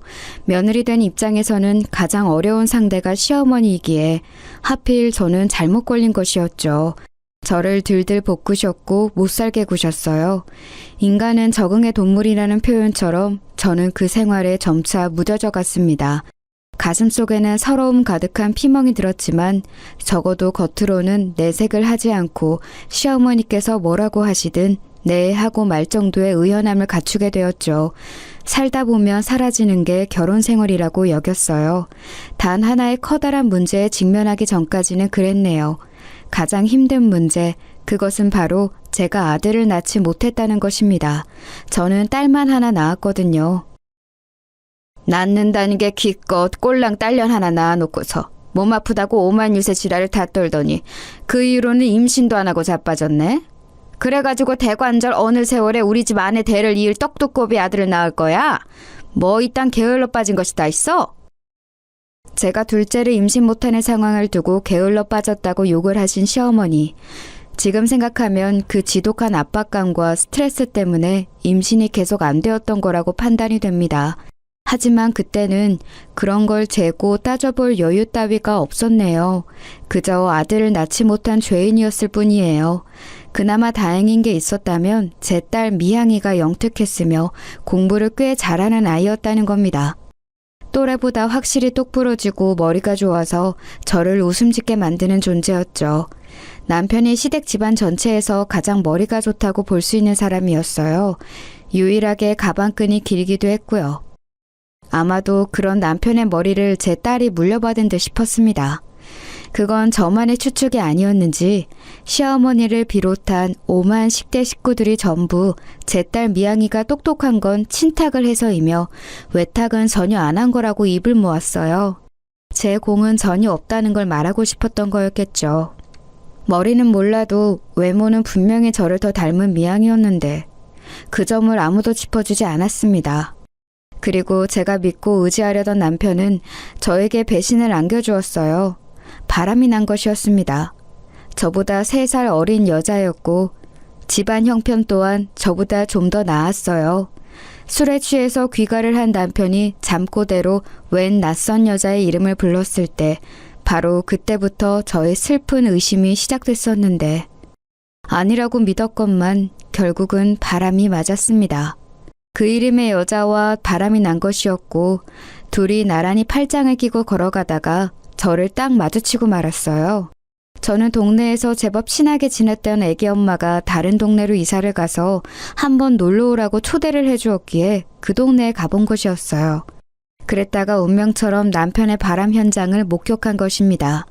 만약에 저 혼자였다면 남편이 네가 잘못 봤다며 발뺌을 했을지 어땠을지 모르겠어요. 그런데 이사를 간 애기 엄마뿐만 아니라 다른 이웃들도 몇몇 함께 있었기 때문에 완전히 증거가 남겨지고 말았죠. 돌이킬 수 없는 상황이었어요. 일이 커졌는데 시댁에서는 저보고 참으라고 그랬습니다.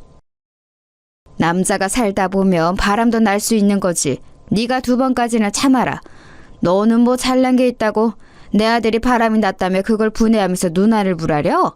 아들을 못 낳는 게 건방지게 싫이. 조용히 입 닥치고 있어. 내 아들이 어련히 알아서 잘할까. 어머님, 이런 문제에서 어떻게 어련히 알아서 잘하기를 기다릴 수가 있어요? 그 여자와 더 놀아나든 말든 언젠가 헤어질 테니 그때를 저보고 기다리라고 하시는 건가요? 내가 너한테 입 닥치라고 어제 말했니? 아니면 엊그제 말했니? 방금 말했다. 이 맹추야. 방금 들은 거 그새 까먹었어? 입 안 닥치면 그 멍청한 주둥아리를 내가 때려줄 테니까 어디 한번 더 떠들어봐. 시어머니의 기세에 너는 움츠러들었고 시아버지를 비롯한 그 어떤 시댁 식구들도 제 편을 들어주지 않았습니다. 다들 시어머니의 눈치만 살피면서 헛기침을 하는 게 전부였어요. 시어머니께서 그렇게 나오시니 남편은 기고만장했습니다. 이제는 아예 대놓고 뻔뻔스레 바람 행각을 이어갔어요. 자연스레 제 딸 미양이도 자기 아빠가 바람이 났다는 것을 알게 되었고요. 남편이라는 작자가 숨길 생각이 없으니 미양이가 끝내 모르게 하는 건 불가능했어요. 제 소중한 딸에게 이딴 꼴을 보게 하여서 너무나도 미안했습니다. 힘이 없는 엄마라서 이것 또한 미안했죠. 미양이를 위해서라도 제가 계속 이렇게 바보처럼 참고 인내하며 그저 모든 상황이 다 지나가기를 바라는 것은 아니라는 생각이 점차 들기 시작했어요. 제 머릿속에 한 가지 단어가 떠올랐습니다. 이혼이었죠. 그 당시에는 이혼이라는 게 확실히 지금보다 더 큰 울림으로 다가왔던 시절이었고 저 같은 여자에게는 더욱더 엄청난 일이었어요. 그래서 많이 망설였습니다. 이혼을 하고 나면 미양이를 제가 혼자 어떻게 키우며 공부를 계속시킬 수 있을까 이런 근본적인 고민도 따라왔고요. 하지만 역시 이대로 살고 싶지는 않아서 어느 날 용기를 냈어요. 여보, 우리 이혼해요. 서로를 위해서 갈라서는 게 낫잖아요. 계속 이혼하자는 말을 꺼내고 싶었는데 많이 망설였고 생각을 해본 끝에 이렇게 결국 말을 하게 되었네요.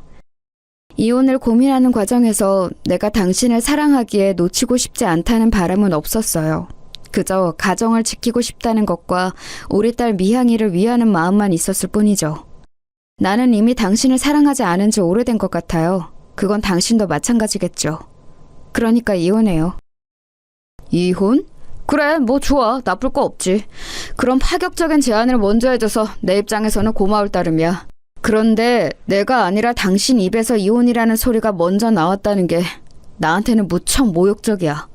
어떻게 당신 같은 여자가 나한테 먼저 이혼을 하자고 할 수가 있어? 내가 그 정도로 만만해 보였나? 나를 얼마나 우습게 알면 이럴 수가 있지? 아주 괘씸해서 안 되겠네. 저와 결혼하고 싶다며 난리를 칠 때는 언제고 아이가 태어난 뒤 시간이 흐르자 뻔뻔하게 바람을 피웠던 남자. 종잡을 수 없던 이 인간은 저의 이혼 선언에 극도로 분노했습니다. 자기 딴에는 별것 아닌 저 같은 여자한테 먼저 이혼하자는 소리를 들은 게 무척 자존심이 상해서 미칠 노릇이었나 보더라고요. 그럴 거였으면 저한테 이혼하자고 말 좀 해주지. 제발 좀 그래주지. 이때를 회상하며 씁쓸한 웃음만 지어집니다. 왜냐하면 저는 먼저 이혼을 운운하여 자기 기분을 상하게 만들었다는 죄목으로 남편에게 이혼을 당했기 때문입니다. 이혼을 합의하에 했다고 보기 어려웠어요. 일방적으로 이혼을 당했다고 봐야 옳은 상황이었죠. 저희 두 사람의 이혼 결정 소식에 재빨리 움직인 시댁 식구들이 남편에게 붙어서 이런저런 도움을 주었기 때문에 가능한 일이었습니다. 가지지 못한 자, 배우지 못한 자의 서러움을 저는 이혼 과정에서 겪었어요. 이혼하면서 저는 결혼 생활에서 저를 유일하게 웃음 짓게 만들었던 존재, 제 딸 미향이를 빼앗기고 말았습니다. 남편은 경제력도 다른 능력도 없는 제가 미성년자인 딸을 어떻게 혼자 키우겠냐면서 자기가 키우는 게 맞다고 우겼어요. 만약 이렇게 될 줄 알았다면 저는 이혼의 이응자도 안 꺼냈을 겁니다.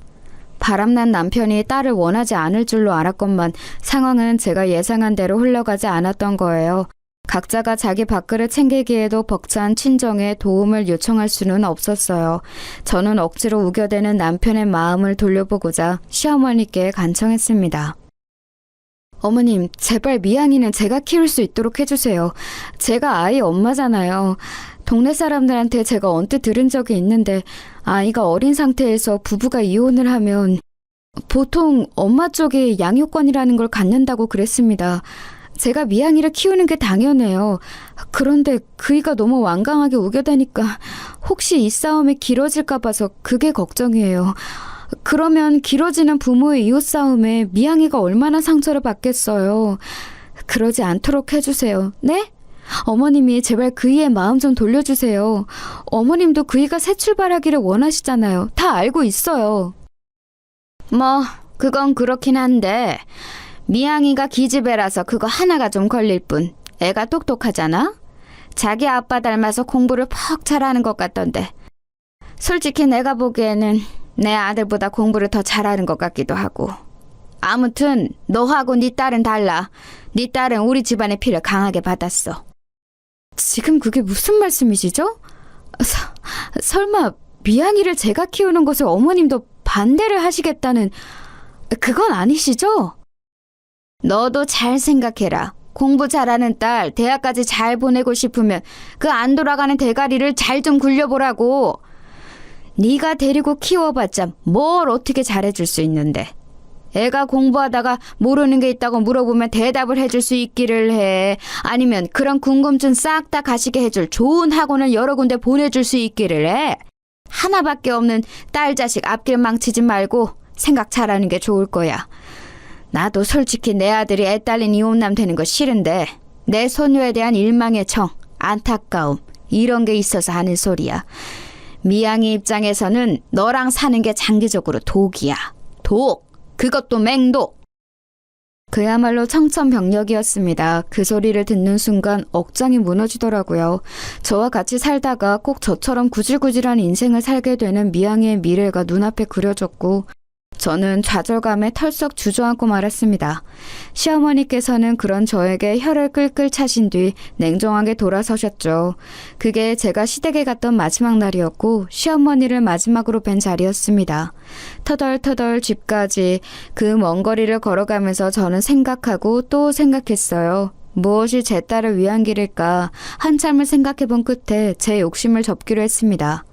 제주제에 딸을 데려가 혼자 키우려고 했던 것은 순전히 제 욕심에 지나지 않았음을 인정하였죠. 저는 남편에게 앞으로 미양이를 잘 키워달라고 당부했습니다. 지금까지보다 더 아껴주고 위해달라고 하였고 남편은 제가 미양이를 멋대로 찾아오지 않고 제 인생만 조용히 산다면 제멋집 딸내미 부럽지 않게 잘 키우겠다고 했어요. 저는 그러겠노라 약속하였죠.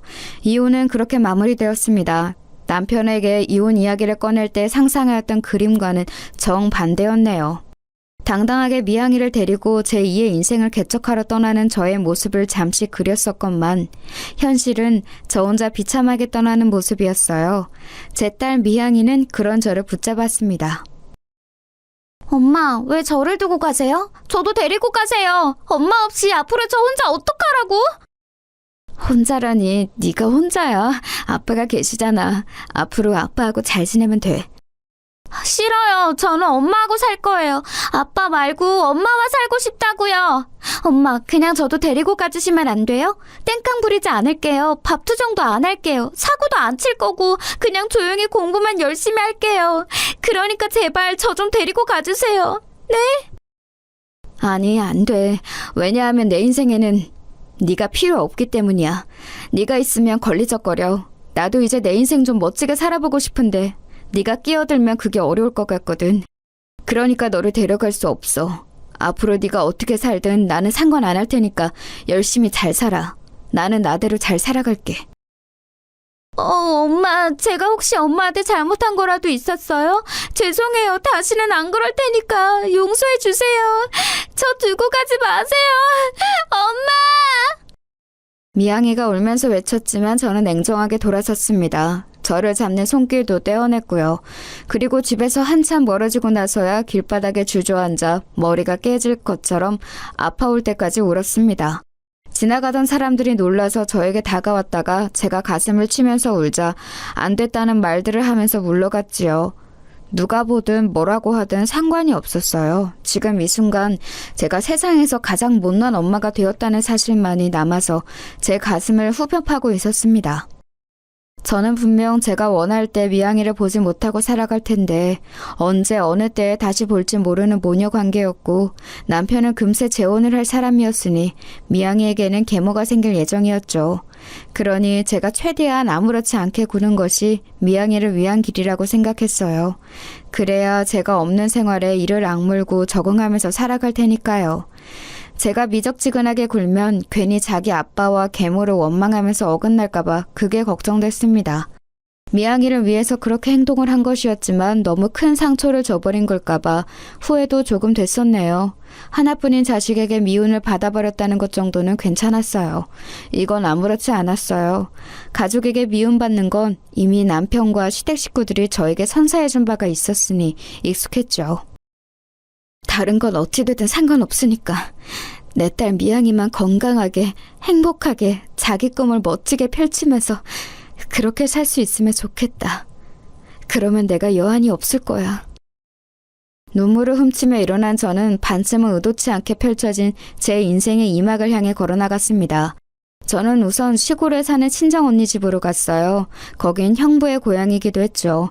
이혼당하고 자식까지 빼앗긴 저를 불쌍히 여긴 친정언니는 지난 세월 신경 못 써줘서 미안하다고 하며 저에게 거처를 마련해주고 싶어 했습니다. 마음씨 좋은 형부가 동의를 해줘서 저는 그 집에 머물게 되었어요. 시골의 일손을 주로 돕는 일을 하며 지냈습니다. 언니와 형부에게 고마웠고 머리에 잡념을 지우고 싶은 마음도 있어서 저는 꽤 한 번 안 부리고 열심히 일을 했어요. 1년 하고도 2개월을 그곳에 있다가 이제는 떠날 때가 된 것 같아서 짐을 쌌습니다. 제가 그곳에 도착했을 때와는 다르게 생기 있는 얼굴로 떠나겠다고 하자 언니와 형부도 안심되는 얼굴로 웃어주었죠. 그런데 생각지도 못한 일이 벌어졌어요. 그 시골 마을의 유지라고 할 수 있는 어르신께서 그간 저를 눈여겨보셨던 겁니다. 그분께서는 제가 떠났다는 걸 아시자마자 안타깝고 놀라워하시면서 친정언니에게 이런 말씀을 넌지시 건네셨어요. 내가 건너 아는 사람의 일인데 그 양반의 며느리가 사고로 세상을 떠나서 아들이 혼자가 됐거든. 손자 하나, 손녀 하나 이렇게 둘이 있다던데 그 아들 녀석이 바깥일만 할 줄 알지 살림 같은 것과는 영 인연이 없나 보더라고. 어찌 애들을 계속 혼자 키울 수 있겠어. 일찍 결혼했던 탓에 나이도 아직 젊은데.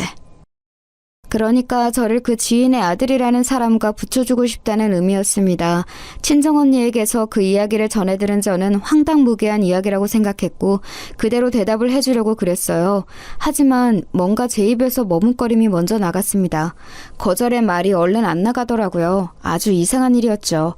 제가 망설이는 사이 친정언니가 남녀의 일은 생각처럼 어차피 흘러가지 않으니 부담 가지지 말고 그 상대와 한번 만나서 인사나 나눠보는 게 어떠냐고 그랬습니다. 친정언니로서는 그 동네에서 힘 있으신 분이 주신 제안을 거절하기 어려운 모양이었어요. 그래서 저는 거절할 도리가 없는 것처럼 굴며 그 상대의 얼굴이나 보겠다고 그랬습니다. 어이가 없었던 건 상대는 아예 생각도 못하고 있었다는 점이에요. 바쁘게 살고 있던 어느 날 부친을 통해서 멀리 알고 지내는 지인이 웬 여자 하나를 너에게 소개시켜주고 싶다고 한다는 소리를 들은 거였죠. 당황한 그 사람은 거절하려고 했으나 딱히 거절한 명목이 없어서 어쩔 수 없이 자리에 한번 나와보게 되었어요. 그게 제 남편과 저의 만남이었죠. 저에게 배신을 선사하였고 끔찍한 이혼을 선사해준 전 남편 말고 진짜 제 남편과의 인연은 이런 모습이었습니다. 남편과는 처음부터 대화가 잘 통했던 것 같아요. 일 때문에 늘 바쁜 사람인지라 느긋한 맛은 없었지만 사람이 꽤 진솔한 매력이 있었어요. 말을 허투루 하지 않았죠. 결혼하고 5년 뒤에 모친상을 당했던 남편이었는데 배우자마자 떠나보내게 되자 마음이 침울하게 가라앉은 상태로 살고 있었습니다. 그러나 자식들 앞에서 나약한 모습을 보일 수 없어서 강인한 척 연기를 하고 있었죠. 남편이 약해진 자기 마음을 내어 보일 자리가 되어주고 싶었어요. 왠지 보듬어주고 싶더라고요. 그리고 남편은 저를 보면서 버팀목이 되어주고 싶다는 생각을 했다고 합니다. 서로가 잘 맞았던 거예요. 남편에게는 아들과 딸이 하나씩 있었기에 재혼을 하면서 저는 그 아이들의 엄마가 되었습니다. 당시에 아들이 중3, 딸이 중2였습니다. 한창 예민한 중학생 사춘기 시기였죠. 갑자기 하루아침에 등장한 계모의 존재를 쉽게 받아들여 줄 것 같지는 않았어요. 그래서 애초에 큰 기대를 내려놓았으나 상상 이상으로 아이들은 거칠었습니다. 남편의 앞에서는 어느 정도 저를 대우해 주었으나 남편이 없는 자리에서는 숨겨진 발톱을 드러냈었죠. 아들이 저를 비꼬면 옆에서 딸은 맞장구를 치다 못해 한수를 더 떴습니다. 아줌마, 우리 집 재산 노리고 아빠하고 재혼하신 거죠? 그런데 이걸 어쩌나? 생각만큼 우리 집에 그렇게 잘 살지는 않은데. 이거 완전히 개고생만 하다가 허탕치시겠는데요? 아줌마네 집은 엄청 못 살죠. 척이면 척이지. 식당에서 초라하게 열고 말았던 그 재혼식, 그것도 웃겼는데. 아줌마네 가족들은 더 웃겼어요. 저는 중학교 애들이 이렇게 말을 악랄하게 하는 줄을 그때 처음 알았어요. 다 큰 성인들이 작정하고 남에게 상처를 주는 것에 비견될 정도로 대단하더군요. 다만 아직 미성년자 학생인 만큼 치기 어린 마음만 앞설 줄 알았어요. 그러니까 자기가 정확히 어떤 말을 하고 있는지 알지 못한 채 그저 되는 대로 떠드는 모습들이었습니다. 처음에는 애들의 거센 말투에 놀랐고 상처도 받았는데 시간이 지나면서 그런 모습들이 파악이 되니까 저도 나름의 여유가 생겼던 것 같아요.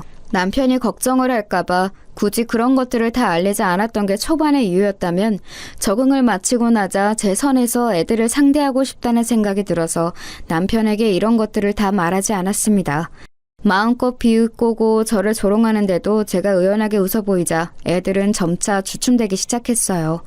표정들을 보면 이게 아닌데 하는 생각들이 느껴졌죠. 제가 자기들의 말과 행동에 상처를 받고 겁을 집어먹기를 원하는 애들이었습니다. 명색의 어른인데 그 장단에 쉬이 맞춰줄 수는 없었네요. 하고 싶은 말은 다 했어? 그러면 이제 밥 먹어. 그러다가 국이 다 식겠다. 너희들이 좋아하는 감자 계란국 지난번보다 맛있게 해보려고 노력을 하기는 했는데 맛이 어때? 저번에는 건더기가 너무 자잘해서 별로였다고 했지? 오늘은 어때? 뭐야, 아무렇지 않은 척 하시면서 괜히 이런 틈을 타서 저희한테 친한 척 하지 마세요. 저희는 아줌마하고 친해지고 싶지 않으니까요. 그치, 오빠? 맞아요. 아줌마는 저희 남매와 친해지면 이득이겠지만 저희는 그렇지가 않거든요. 남일 좋은 일은 시켜주고 싶지가 않아요. 아줌마는 저희하고 피 한 방울 안 섞인 남이잖아요? 아, 그래? 알았어. 국이나 맛있게 먹고 밥이나 안 남기고 먹어준다면 좋겠다. 나는 너희에게 따로 바라는 건 없어. 그냥 잘 먹고 잘 자고 건강하게 자라주면 돼. 둘이 눈에 도끼를 품고 저에게 말을 쏘아댔지만 저는 차분하게 반응할 뿐이었죠. 그러자 애들은 약이 오른 듯하면서도 저에게 더 공격할 거리를 찾지 못해서 입을 다물었습니다. 남편이 저에게 애들하고 친하게 지내라는 주문을 한 적은 없었어요. 그런 종류의 이야기를 대놓고 할 사람이 아니었죠. 하지만 저는 너무나도 당연하다면 당연하게 남편이 자기 자식들과 제가 잘 지내기를 바란다는 것을 눈치채고 있었습니다. 일을 마치고 집으로 돌아온 남편에게 애들 일과를 이야기해주면 안 그런 척하면서도 무척 반색을 했으니까요. 애들이 비록 드센 편이었고 저에게 함부로 말을 하긴 했으나 자기 아빠 앞에서라도 저에게 고분고분한 척을 해주니 그것만으로도 우선은 감지덕지네요. 저는 애들이 무섭지 않았으니 시간이 약이라는 말처럼 계속 살다 보면 가까워질 거라고 여겼습니다. 무탈한 나날이 이어질 거라고 믿었던 때에 딸이 사고를 치고 말았습니다. 고등학생이 된 딸은 생각만큼 성적이 따라와 주지는 않았는데 마음은 조급하니까 공부를 잘하는 같은 반 친구가 미웠던 모양이에요.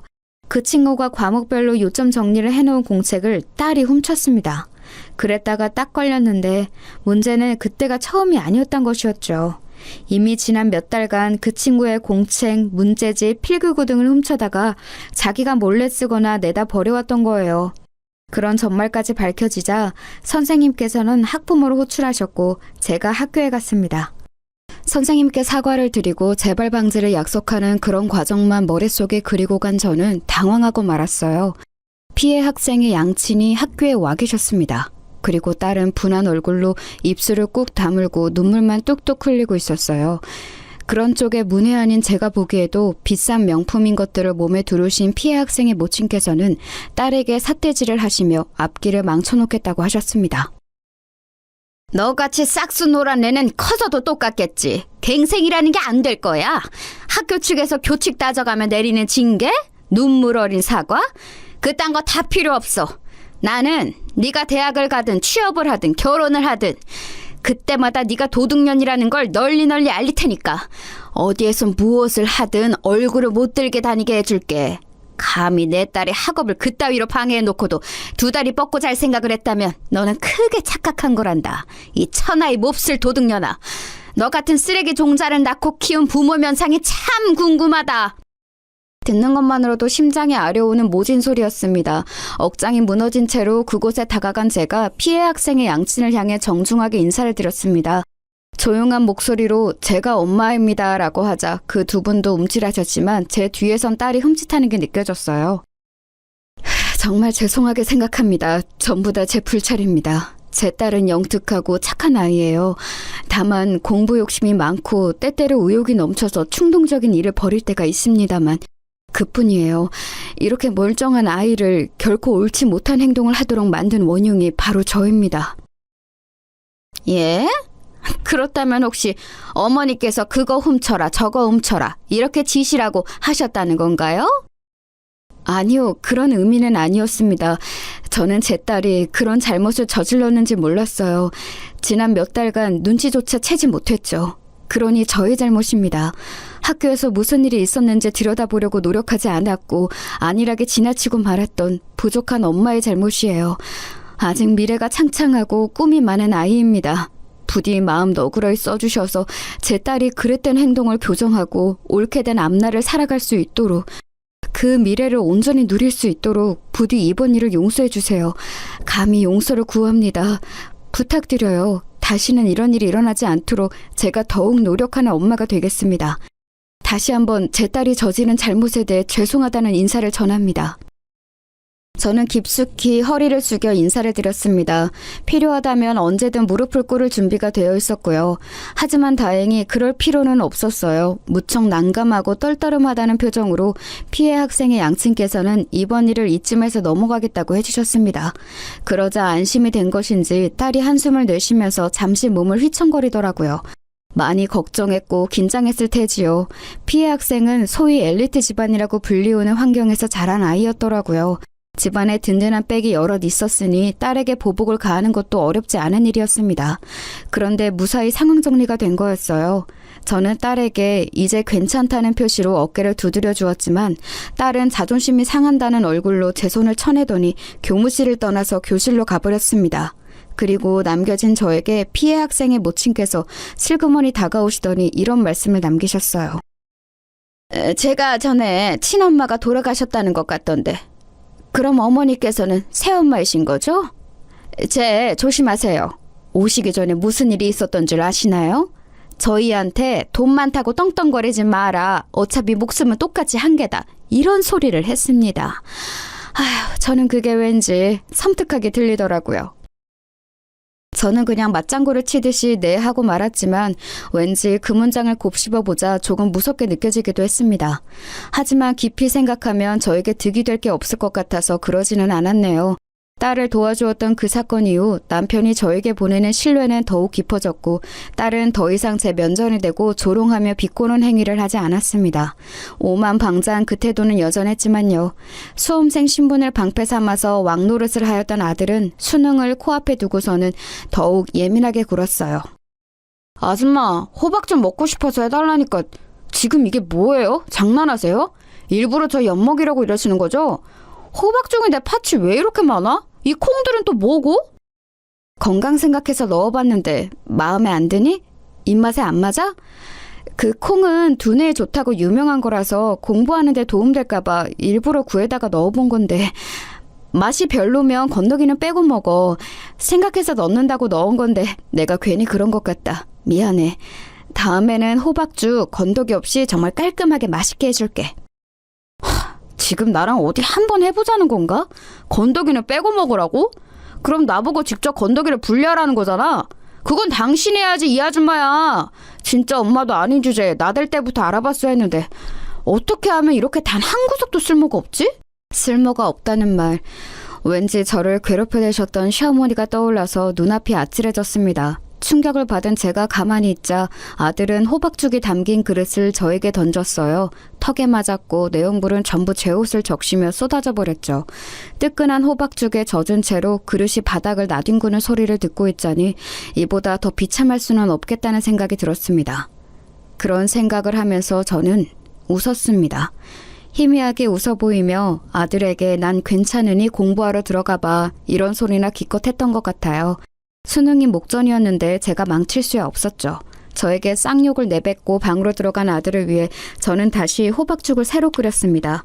그걸 가져다 줬더니 잘 먹더라고요. 그래서 저는 미안했어요. 진작에 제대로 끓여주지 못했던 제 부족함이 가뜩이나 예민한 아들을 건드린 것 같았네요. 그렇게 저는 애들을 몇 번이고 다독이며 감싸 안았습니다. 부정할 수 없는 제 자식들이라 여기면서 늘 웃으며 참았고 인내하였고 삐뚤어지는 애들을 붙잡고 바른 길로 이끌었어요. 아들이 여자친구의 이별 선언에 군대에서 탈영할 뻔했을 때 필사적으로 막았고 딸이 10살 연상의 사업가와 눈이 맞아서 대학 자퇴하고 결혼을 하겠다 했을 때 온갖 욕을 먹으면서도 목숨 걸고 막았습니다. 결과적으로 그 사업가는 완전히 사기꾼이었지요. 이런 건 단적인 예시일 뿐 제가 애들 인생을 위해 나선 순간은 수도 없었네요. 남편이 그랬습니다. 내 자식들이지만 가끔은 당신을 괴롭히기 위해 태어난 악마들인가 싶을 때도 있어. 저는 그런 소리 하지 말라고 나무랐고요. 둘 다 성인이 되었을 때 남편이 엄포를 놓아서 애들은 저를 이제 아줌마가 아닌 엄마라고 불렀습니다. 처음에는 끔찍하게 그 호칭을 싫어하더니 점차 익숙하게 저를 엄마라고 부르더군요. 그 변화가 저는 감사했습니다. 비로소 애들 앞에서 의연하게 굴기 위한 웃음이 아닌 제 안에서 우러나오는 미소가 지어졌네요. 자식 키우는 보람이 이런 것이구나, 이런 감상이 드는 순간이면 저는 어김없이 제 딸이 생각났습니다. 제가 배 아파서 낳은 친딸 미양이 말이에요. 남편은 당연히 미양이의 존재를 알았지만 애들은 몰랐습니다. 함께 지내다가 자연스레 밝히는 게 원래 계획이었는데 제가 애들을 직접 겪어보니까 아무래도 알렸다가는 역효과만 날 것 같았어요. 밝히는 순간부터 제 친딸 미양이를 들먹일 게 틀림없었죠. 그래서 꽁꽁 감춰두고 산 제 딸 미양이를 저는 먼 발치에서만 3번 보았습니다. 첫 번째는 미양이가 저를 찾아왔던 때였어요. 저는 그날따라 애들과 집 근처 새로 생긴 돼지갈비 가게에서 외식을 하고 집으로 걸어오던 길이었어요. 그런데 집 근처로 왔을 때 누가 저희 쪽을 빼꼼 쳐다보고 있었습니다. 목도리로 얼굴을 가리고요. 제가 그쪽을 보자 얼른 후다닥 도망을 가더군요. 그리고 이튿날 제가 깨달았던 거예요. 그 목도리 제가 옛날에 하고 다녔던 것이라는 사실을요. 그 사람은 바로 제 딸 미양이가 분명했습니다. 어떻게 주소를 알았는지 저를 용케 찾아온 미양이가 저도 너무 보고 싶어서 전 남편을 찾아갔어요. 그랬더니 전 남편과 재혼한 여자가 같이 있더군요. 둘 사이에서 태어난 어린 아들도 있었고요.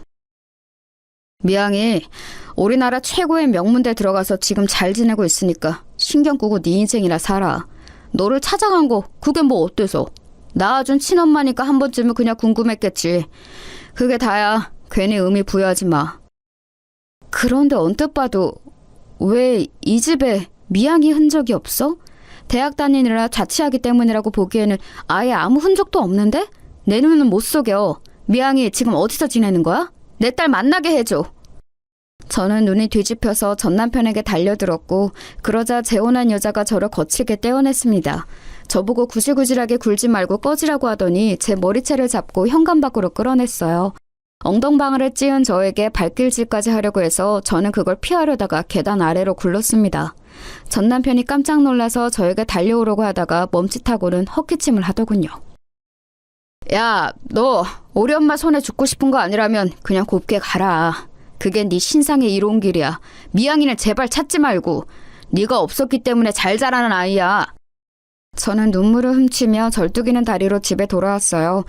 제가 절뚝거리는 걸 보고도 TV를 보고 있던 아들은 하품을 크게 하며 부침개 해달라고 하였고 방에서 나온 딸은 내 큐빅 귀걸이 한 짝 못 봤냐고 물었습니다. 그게 다였어요. 그날 늦게 귀가한 남편이 제 다리를 보더니 화들짝 놀랐고 어쩌다 이랬냐고 괜찮냐고 난리법석을 피웠습니다.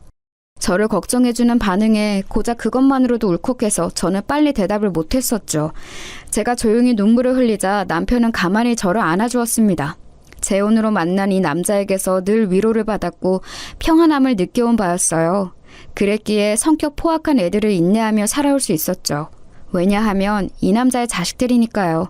결코 포기하거나 저버릴 수 없었던 이유였어요. 그리고 세월이 흐르면서 저도 애들에게 인간적인 정이라는 게 들어보니 모양이었어요. 절뚝이며 걷는 저를 보고도 본체 만체 굴었던 애들이지만 전혀 밉지 않은 걸 보면 어찌됐든 제 자식이라는 게 느껴졌죠. 저는 그 이후로 제 친딸 미양이를 보고 싶어서 다니는 학교에 몰래 찾아갔습니다. 먼말치에서 미양이가 벤치에 앉아 음료수를 먹으며 책을 읽는 모습을 아주 한참이나 지켜보았어요. 미양이가 자리를 뜰 때까지 말이죠. 몇 달 뒤에는 도서관 앞 계단에서 친구와 이야기를 나누는 모습을 지켜봤고요. 학교는 드넓었고 제가 미양이가 듣는 강의를 아는 것도 아니었기에 무작정 찾아가는 도박을 한 것 치고는 그래도 흐뭇한 성과였네요. 미양이가 졸업한 이후로는 보러 갈 수가 없었고요. 결혼을 하게 된다면 그때는 왠지 저에게 연락이 올 것 같은데 과연 어떻게 반응을 해줘야 할지 저는 벌써부터 그런 고민을 하고 있었습니다. 그리고 예고 없는 비극이 저를 찾아왔어요. 고향 친구들과 오래간만에 만나서 낚시를 갔던 남편이 싸늘한 주검이 되어 제 곁으로 돌아왔습니다. 물에 빠진 학생을 발견하자 구하려고 뛰어들었다가 그렇게 되었어요. 그 학생은 살았으나 남편은 영원히 잠들고 말았습니다. 저는 차갑게 식은 남편을 붙잡고 세상이 떠나갈 듯 울었습니다. 도대체 왜 이런 비극이 일어나야만 했는지 이해할 수 없었고 이해하고 싶지도 않았어요. 극심한 충격으로 저는 며칠간 말도 하지 못했습니다. 실어증을 잠시 앓은 거였죠. 그만큼 절망에 빠져있던 제 눈에 애들이 들어왔어요. 다 큰 어른이 되었지만 여전히 정신적으로 제 눈에는 미성숙해 보이는 애들.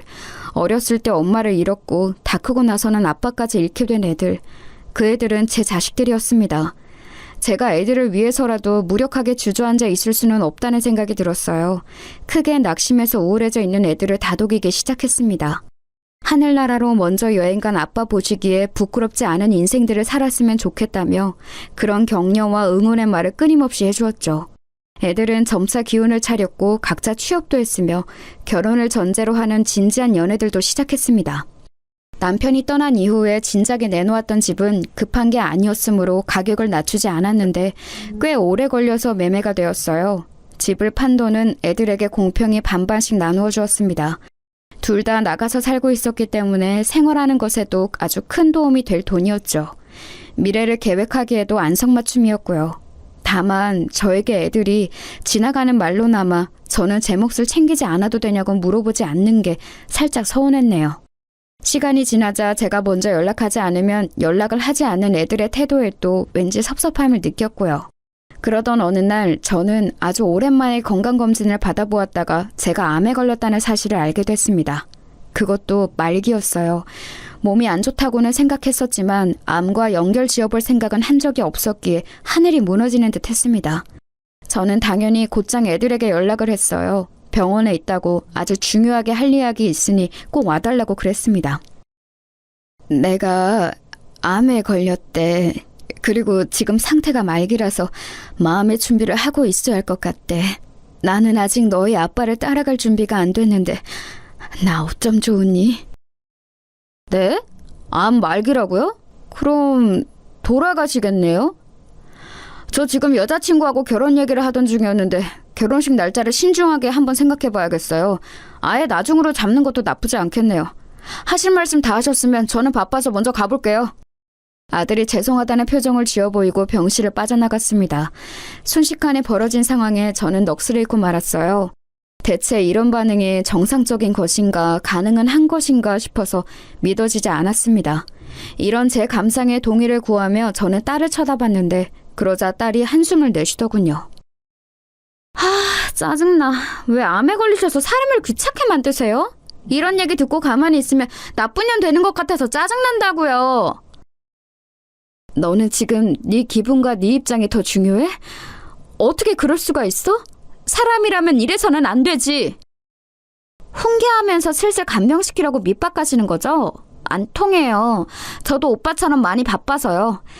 죄송하지만 임종 때나 올게요. 1시간 안에 돌아가실 것 같을 때만 부르세요. 어차피 아빠 돌아가셔서 재산 정리도 끝난 마당에 무슨 볼일 있다고 참나.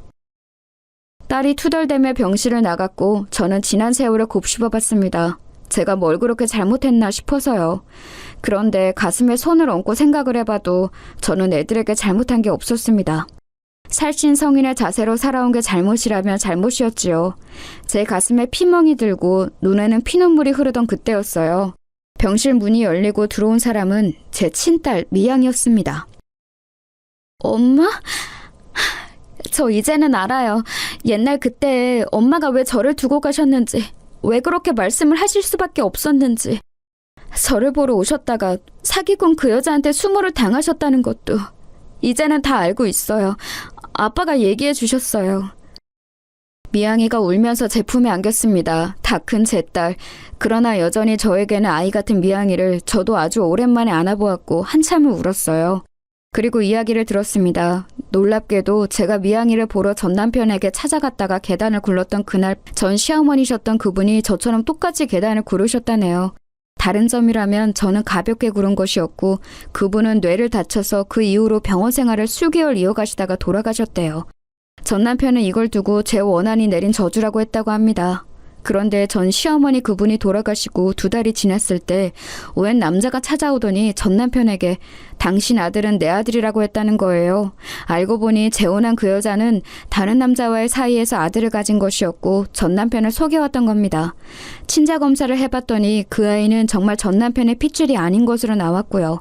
게다가 그 여자는 미양이를 찬밥 취급하면서 단 한 번도 따뜻한 말 한마디를 해준 적이 없다고 했습니다. 미양이를 일찍 자취를 시키며 내쫓았고요. 당연히 이혼이었죠. 전 남편은 미양이에게 저와 이혼했던 옛날이 생각난다며 옛 이야기를 해준 것이었죠. 제가 전 시어머니께 당했던 모든 것들을 당시에 전 남편에게 전했었기 때문에 그 일화들은 남아있었고 그걸 모두 알게 된 미양이는 분노를 금하지 못했습니다. 미양이는 전 남편과 절연을 하겠다 했고 전 남편은 유일한 친자식을 이룰 수 없다며 애걸복걸을 했어요. 그런 때에 제가 전 남편에게 연락해서 말기 암이란 사실을 알린 겁니다. 그리고 미양이가 저를 찾아오게 된 것이죠. 내가 너무 어리석었어. 내가 언제나 바보 같았기 때문에 너를 잃었고 허송세월을 보낸 거야. 내가 다 미안하다. 내 딸 미양아, 내가 다 잘못했다. 그래서 내가 지금 벌을 받나 봐. 제가 그렇게 말하자 미양이는 그제서야 제가 재혼한 가정이 어떻게 되었는지, 왜 지금 제 곁에 아무도 없는지 궁금해했어요. 저는 모든 이야기를 해주었죠. 그리고 이야기를 마쳤을 때 미양이의 눈빛에는 살벌한 적개심이 가득 차 있었습니다. 복수를 해야겠다고 마음을 먹은 저와 단번에 통했죠. 복수를 위해 쓰기 좋은 용병은 이미 준비되어 있었어요. 전 남편이요. 아들이 결혼을 꿈꾸며 푹 빠져있는 여자친구의 직장, 가족들이 살고 있는 집에 전단을 쫙 돌렸습니다. 제작한 그 전단의 내용은 아들이 침대에 여자 속옷을 쫙 늘어놓고 심지어는 자기가 직접 착용도 한 채로 찍은 사진이 커다랗게 박혀 있었죠. 아들은 여자 속옷에 집착하는 이상한 성향이 있었습니다. 그런 비밀을 숨기고 있기 때문에 늘 예민했던 것이죠. 아들과 가까워지고 싶었던 순수한 저의 마음이 어느 날 그런 비밀을 캐내고 말았고 저는 아무것도 모르는 척 지내왔습니다. 그러나 이제는 상황이 달랐어요. 아들의 자취방과 노트북의 비밀번호를 알고 있었으므로 그곳에 잠든 은밀한 사진들을 빼왔습니다. 그 전단은 아들의 직장에도 퍼졌고 그걸로 끝이 아니었어요. 아들의 노트북에는 이메일 계정이 로그인되어 있었고 그 이메일은 휴대폰과 연동이 되어 있었어요. 그래서 아들의 휴대폰 연락처에 저장되어 있는 모든 사람들에게 아들의 폐륜 행각을 정리해둔 이미지 파일을 전송했습니다. 아들이 인생을 살면서 쌓아온 모든 것들을 무너뜨리는 순간이었죠. 딸에게도 마찬가지였습니다.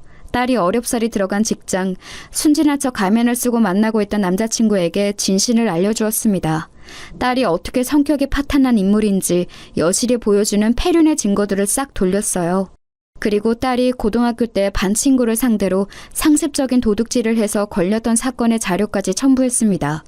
오만방자하게 굴며 살아온 딸의 민낯이 만천하에 드러났어요. 일상이 완전히 붕괴된 두 사람은 범인을 색출했습니다. 당연히 저라고 생각했겠지만 전 남편이었죠. 전 남편은 벌금형을 받았어요. 배후에 제가 있다고 여긴 두 사람은 저에게 죽을 거면 곱게 죽지 왜 물귀신 작전을 쓰냐며 절규했습니다. 악에 바치다 못해서 둘 다 눈빛이 텅 비어있더라고요. 거의 실성한 것처럼 보이기도 했네요. 그러거나 말거나였습니다. 하늘에서 분명 제 남편은 저에게 잘했다고 말해줄 것 같았으므로 마음이 후련했으니까요. 그리고 두 사람이 염원과는 달리 저는 극악의 확률을 뚫고 말기암과 싸워내서 제 두 발로 멀쩡히 걸어서 퇴원까지 했습니다. 이건 기적으로밖에 설명이 안 되는 일이었죠. 엄마, 그거 아세요? 엄마가 이렇게 기적적으로 암을 물리치신 건 바로 제 덕분이에요. 제가 항상 기도했었거든요.